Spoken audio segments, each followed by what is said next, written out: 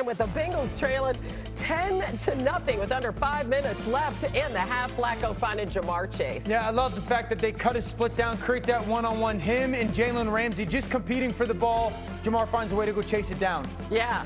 Joe Burrow loving it. 16 catches, Bengals franchise record, and T. Higgins getting into the act, too. This is just another essentially one-on-one route, a 3-step slant.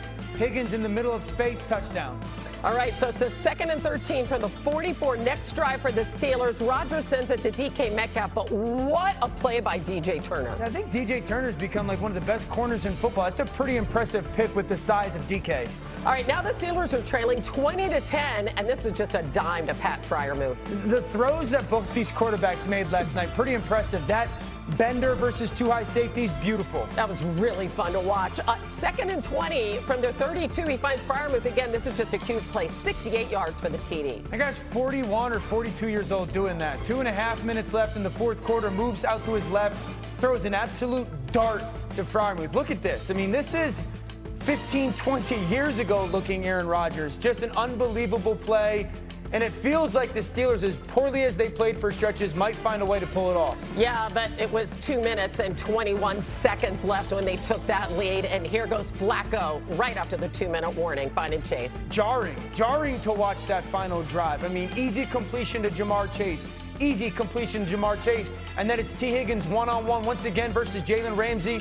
The competitiveness to go find the throw and the selflessness to slide down at the 5. Yep, heads-up play by Higgins as the clock winds down to 11 seconds. It's up to Evan McPherson, a 36-yarder for the win. And the Bengals upset the Steelers. Big division win, 33-31. But wait, there was one last chance here.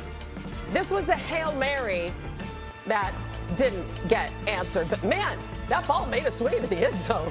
That ball goes 70 in the air. I mean, it's right. It's remarkable how strong the arm is still. How about that? Here's both quarterbacks after the game.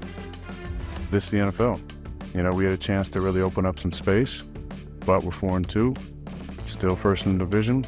Got a couple, home games coming up, back-to-back. Another Sunday night opportunity against my former team. So, I'm not going to ride the roller coaster, and I know Mike isn't. And hopefully you guys follow suit. Do you expect to ever have this feeling again? It's a good question. I didn't feel like it felt like I might not, to be honest with you. So, it's pretty special. Well, RC, now we know why Mike Tomlin didn't want him traded to the Bengals. That had to hurt your heart, the way the Steelers played defense in that one.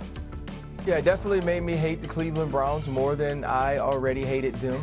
I think, Drake and the young people, they were looking for the function all summer with Nokia. I think last night the Bengals and the Steelers were looking for the unction because that's the age of these quarterbacks. And Joe Flacco absolutely played out of his mind. But when you think about the reason the Steelers were outplayed, it was schematics and also people.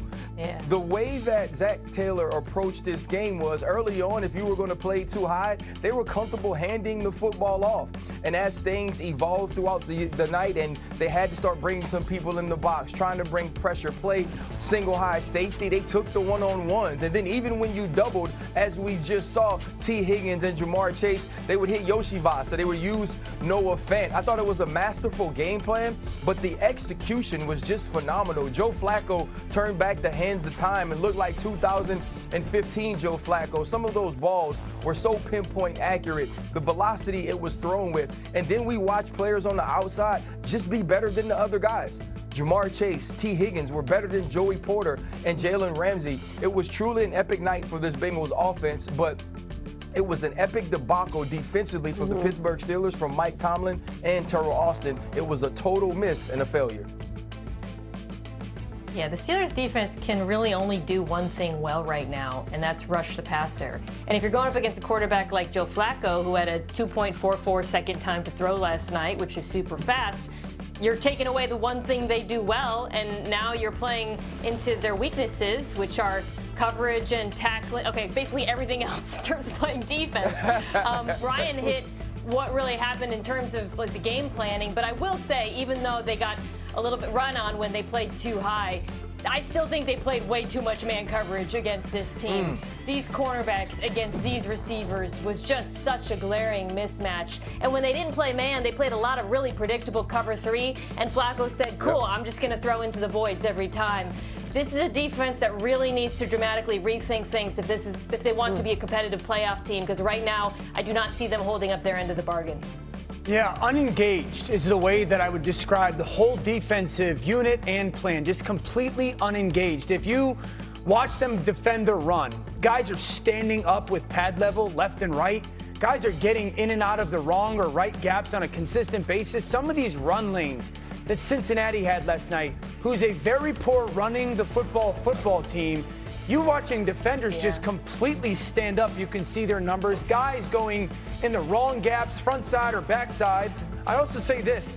I felt like at times, RC and MK and Hannah, they were trying to disguise their coverages so much, they disguised themselves into a problem. Like sometimes the safeties tried to rotate so differently and so late that Joe was like, oh, there's gashing holes backside there. Corners tried to rotate to the half, and it left just voids to the sidelines. And so I think that's the big takeaway is, this is a defense I felt like was crazy simple last year. Are they trying to do too much right now where it's no? Yeah. All the parts aren't connected? Didn't seem like they made any adjustments. Yeah, RC. I'm sorry, Hannah, just really quick. The Bengals' game plan was also pretty predictable. Totally. It wasn't that the Bengals came out and did something that you, myself, or MK didn't know pregame. We knew exactly what it was going to be, and the Pittsburgh Steelers did seem disengaged, but also unprepared, and they had an inability to adjust, which was the scarier piece of the entire night. Yeah, it's so weird. They're 0-7 on Thursdays against division opponents under Mike Tomlin. That's just a strange that one doesn't make stat. sense. Yeah, it doesn't. Obviously, they didn't close. Yeah. Okay, this is really unfortunate for the folks in London. They're not going to see one of the greatest receivers in the world, Puka Nacua. He is out for that Rams game with the Jaguars on Sunday morning at Wembley Stadium. He suffered that really scary ankle injury in the Week 6 win over the Ravens. And listen, it is no secret. This guy has been Matthew Stafford's very favorite target. In fact, nobody this season has a higher percentage of their team's catches than Puka Nacua does for the Rams. He accounts for over a third of their catches and receiving yards. Really, really big loss for this team. So on the defensive side, when you look at how the Jaguars are going to approach that offense, what do you expect now, RC? Well, I think the first thing that you're going to get from Anthony Capelli's defense is that you're going to have a focus on Devontae Adams. Listen, they went into last week and they were playing against the Seattle Seahawks, who didn't have a Puka Nacua or Devontae Adams, but they definitely had a Jackson Smith-Njigba, who is head and shoulders the #1 target of that team, and he was still able to get off. And so they're going to have to put that focus on Devontae Adams in the back end for this team. But it's also going to be for them about stopping the run. You know that now Sean McVay is going to come into this game with a heavy dose of run game that can allow Matthew Stafford to get into the play action. And so it's going to start up front there, and then it'll be about disguising your defenses, because even without Puka Nacua, whether it's Jordan Whittington or Tutu Atwell or Devontae Adams, if Matthew Stafford can see the rotation of this zone that they love to play, he'll find a way to eat it up and scheme it up. And what about this offense on the other side, Dan? Because we know Liam Cohen was there with Sean McVay for 4 years. So what are you looking for from Trevor Lawrence and company? I need Trevor Lawrence's second progression throw to look like his first progression read.